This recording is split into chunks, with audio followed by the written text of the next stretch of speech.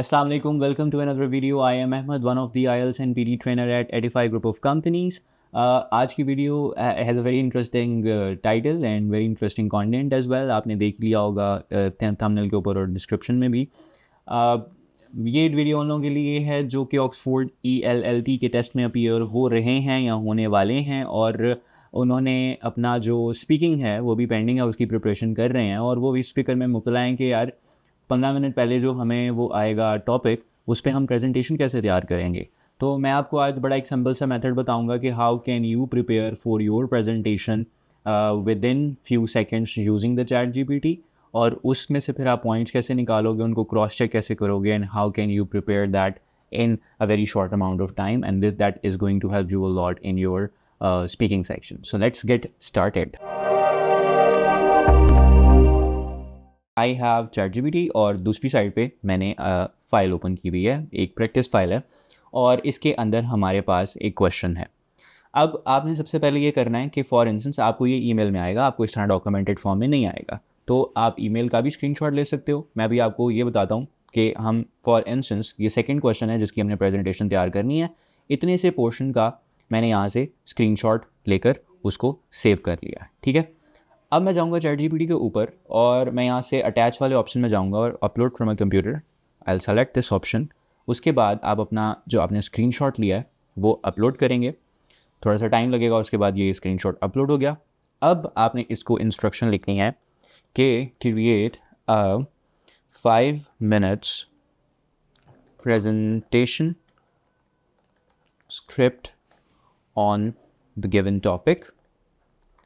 पहली इंस्ट्रक्शन. दूसरा आपने इसको मेंशन करना है कि the presentation should cover all the parts of the question.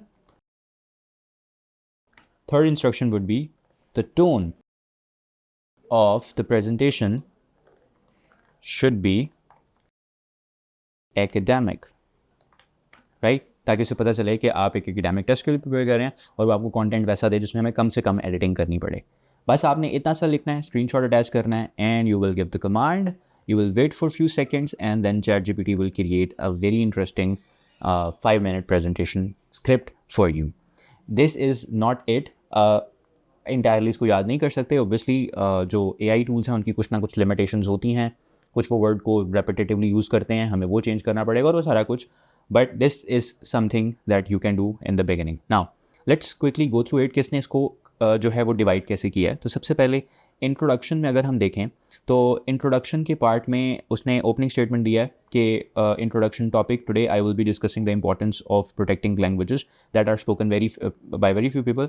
We will explore why it is important to preserve these languages and what actions can be taken to ensure their survival. अब वो ये देखो, हम अक्सर students को बताते हैं कि आपने शुरू में बताना है कि now I will begin my presentation, और फिर आपने प्रेजेंटेशन का टॉपिक बताना है. तो वो क्या करते हैं कि ऊपर से एज इट इज़ प्रेजेंटेशन का टॉपिक पकड़ते हैं और उसको बोलना शुरू कर देते हैं कि द टॉपिक इज़, ऊपर से देख के आपने पढ़ना शुरू कर दिया ना, तो that is something which is bad.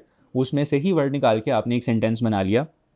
बता आप यही रहे हो कि मेरा टॉपिक है प्रेजेंटेशन का, लेकिन आपने उसको सेंटेंस के साथ थोड़ा सा मर्ज कर लिया. तो if you struggle to merge your topic with the sentence, you have it through chat GPT.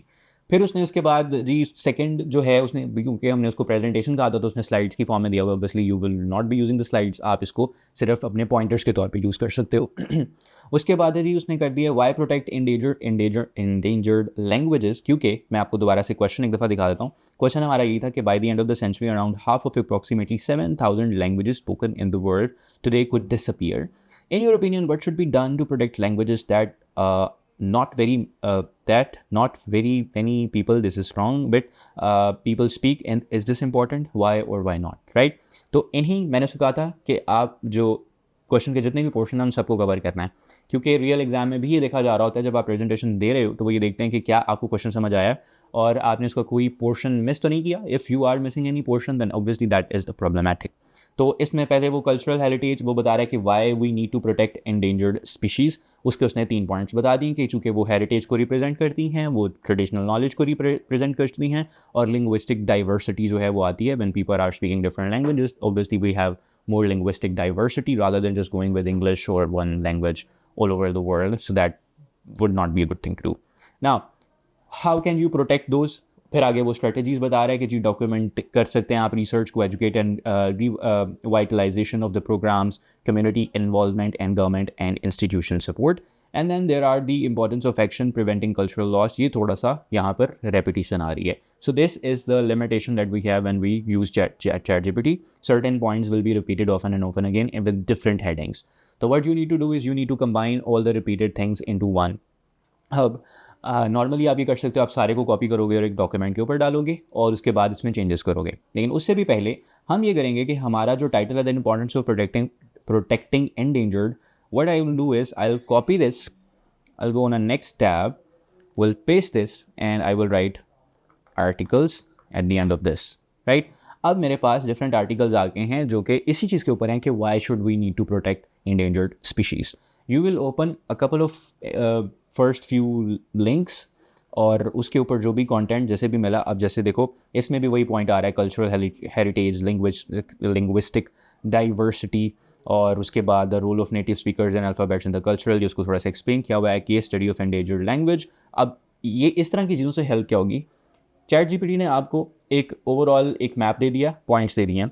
अब जैसे इसने इस लिंक में केस स्टडी की बात हुई है और फॉर इंस्टेंस आप वहाँ पे एग्जाम्पल ऐड करना चाहते हो, which is a good thing. Your presentation और your essays should have examples, right.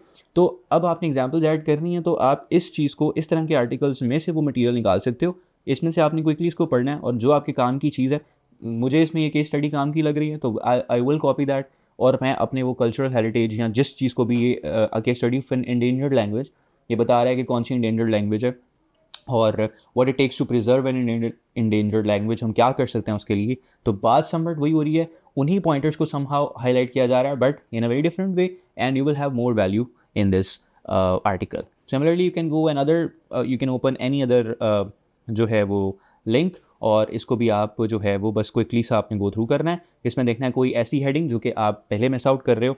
glue that binds communities together. This is a very good line. Now you can start your presentation with this. Language is the cultural glue that binds communities together, you see. So what you can do is simply copy this and put it on the top of it of your, and you will make a mind map कि यार मैंने जो शुरू में बोला है वो ये बोलना है, ठीक है. So it requires basic research skills and I would suggest you spend around I would say around 5 to 6 minutes on researching and arranging that content. और उसके बाद जो आपके पास 10 मिनट हैं उसके अंदर उसको एक दफ़ा अच्छे से सारे को तरतीब में गो थ्रू कर लो. याद करने का टाइम नहीं है, याद करना वैसे भी स्टूपिड हरकत होगी. क्यों? क्योंकि जब आप ऊपर से देख कर पढ़ोगे या फिर आप वो रटा हुआ पढ़ोगे, उन्हें पता चलेगा कि यार इसने याद किया, ये समझा नहीं है और ये अपने अंदाज में नहीं बोल पा रहा, तो वो आपको या तो विदाइल करेंगे तो या फिर वो आपको नंबर नहीं देंगे जो आपको डिज़ायर्ड बैंड चाहिए. तो do not go for remembering things. सारा एक जगह कलेक्ट कर लिया डाटा, उसके बाद you just need to read it thoroughly ताकि आपको पॉइंट्स रहें. The headings which ChatGPT has given are really important क्योंकि वो आपके जंपिंग पॉइंट्स होंगे.